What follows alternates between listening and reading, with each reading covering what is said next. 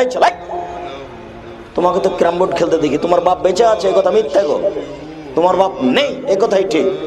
তোমরা বাপ বেটা মিলাইছে, আমার সামনে প্রমাণ করো বেটা তো যে তোমরা বাপ বেটা বেঁচে আছি। বল সিদ্ধান্ত তোমার বাপ নাই এ কথাই ঠিক। তোমাকে আমি ক্যারাম বোর্ড খেলতে দেখি রাত 2টার সময়তে, কা পুরুষের সন্তান কা পুরুষ ফাইজলামি করো তুমি। জাতিকে ধ্বংস করতে এসেছো, তোমার বাপ জাতিকে ধ্বংস করার জন্য তোমাকে জন্ম দিয়েছে। বেটা রাত 2টার পরে তুমি ক্যারাম বোর্ড খেলো কেন? তোমার বাপ আছে এই কথা কে বলেছে? আমি আব্দুর রাজ্জাক বিন ইউসুফ বলছি তোমার বাপ নাই। দেখি তোমার বাপ কেমনে প্রমাণ হয়। তোমাকে আমি কষ্ট দিতে আসিনি, তুমি বলো। রাসূল সাল্লাল্লাহু আলাইহি ওয়াসাল্লাম বলেছেন বাপ যেন তার সুন্দর ছেলেকে শিষ্টাচার শিখিয়ে দেয়। শিষ্টাচার কাকে বলে?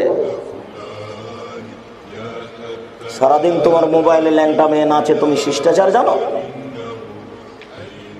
আমি অনুবাদ ভুল করছি, না হলে তুমি ঠিক করো, তোমার আব্বা ঠিক করুক। জন্ম নিলে সুন্দর নাম রাখতে হবে, সুন্দর শিষ্টাচার শিখাতে হবে। ফেজা বালাগা, ছেলে মেয়ে যখন বড় হয়ে যাবে ফালি যাবে জহু, বিবাহ দিয়ে দিতে হবে।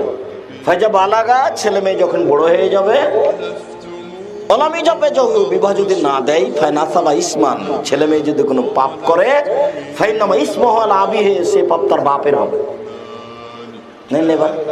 এই ছেলে তোমার মোবাইলে ল্যাংটা মেয়ে নাচে, পাপ কার?